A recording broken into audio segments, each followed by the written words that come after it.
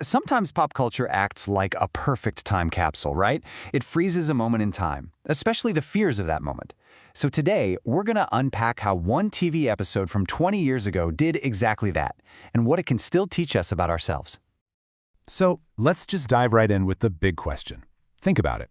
When a huge national event happens, something that just changes everything overnight, how does that reshape the way we, as a society, look at entire groups of people?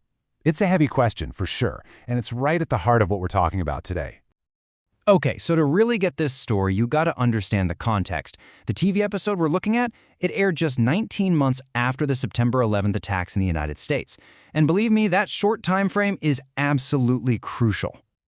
Yeah, this wasn't just any period in history. The whole country was dealing with this immense shock and grief. And that grief, well, it twisted into widespread fear, deep suspicion, and a really sharp rise in discrimination, especially towards Muslims and people of Middle Eastern descent. So, with that backdrop set, let's turn to our case study. It's a single episode of a really popular crime show that just perfectly captured this exact moment in time. The show was called Without a Trace. It was all about an FBI team that finds missing people. And this one episode, in Extremis, which came out in the spring of 2003, basically dropped its characters right into the thick of all those post-9/11 societal tensions. So the plot kicks off when a super respected heart doctor, a man named Dr. Anwar Samir, who is also practicing Muslim, just disappears. The FBI team has a simple question: what happened to him?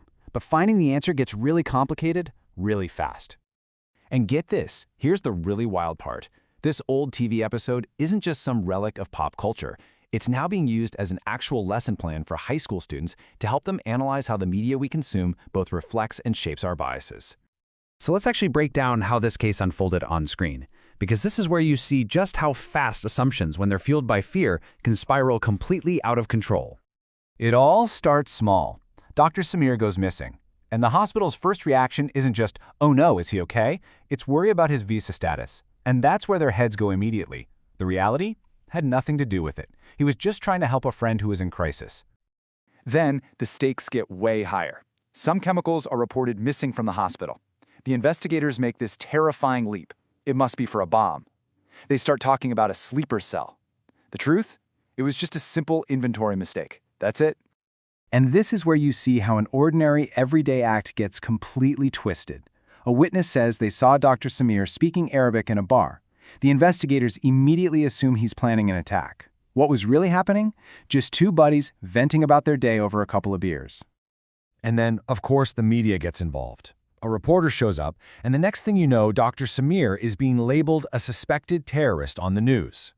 And just like that, suspicion becomes fact in the public's mind, pouring gasoline on the fire before anyone knows what's really going on.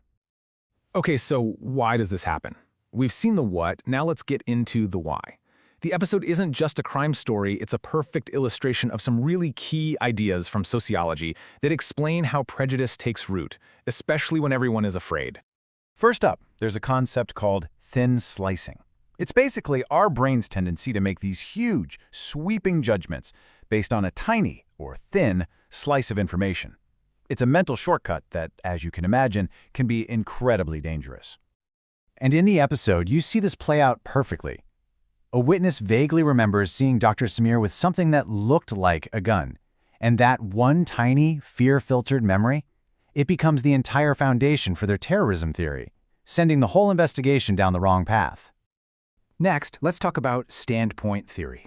This is the idea that where we stand in society, our background, our experiences, it literally shapes how we see the world.